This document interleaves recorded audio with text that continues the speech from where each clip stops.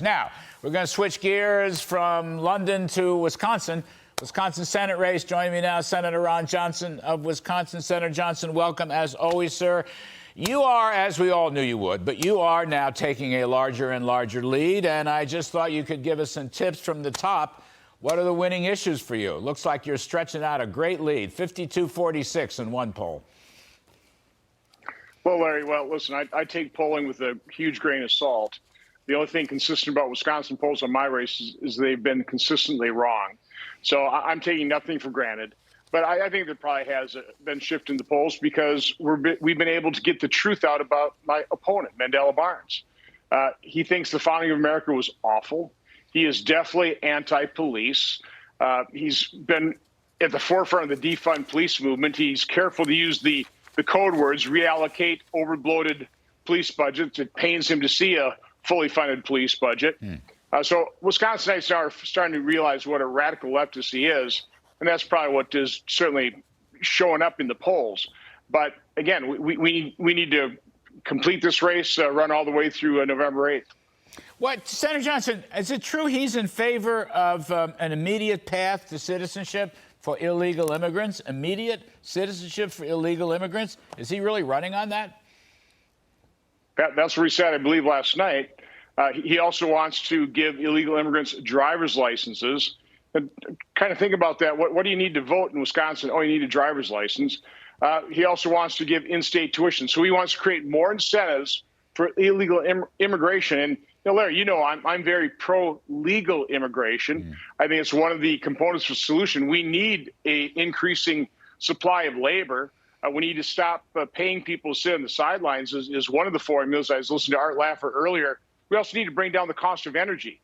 We were energy independent. We need to return to energy independence. We need to start drilling for oil and reduce the cost of energy as well. I talked earlier in the show, Senator. Inflation is now the #1 issue, actually by far. And that's what the polls are saying, whether you're a registered voter poll or likely voter poll. And, of course, the latest inflation reports have been terrible, so it's brought it back to the forefront. I mean, I think every member of the cavalry should hammer away on any Democrat who's voted for these big spending bills which have caused the inflation. I mean, I think that's the way to go. I assume that's what you're doing out there in Wisconsin. I am, and Larry, I've been predicting stagflation from early in 2021. Coming from the business world, I was listening to business people talk about how price increases were not only expected, they were readily accepted. This was well over a year ago, and that reminded me an awful lot when I started my business in the late 70s, early 80s. So I've been concerned about inflation for a long time. I'm glad the rest of the people are concerned about it now. A dollar people held at the start of the Biden administration is only worth 88.3 cents. That is a crushing blow to seniors on a fixed income. It crushes everybody. So that is obviously top of mind of Wisconsin voters. It's a war against working folks. It's a war against families. It's a war against savings, war against retirement. But I think it's the principal issue. And I know you are. I never worried about your messaging. I just think that Republicans in general should not lose sight of how important that is in the last, 25 or 26 days. It is so crucial. And we were talking to Senator John Thune a few moments ago. I think if you all take the Senate, you have to act immediately. There'll be a crisis, an inflation recession crisis. You have to act immediately. Jump out right away with a clear agenda. Well, I think we need to start rescinding some of the spending, like the $369 billion on the Green New Deal energy boondoggles, things we simply can't afford.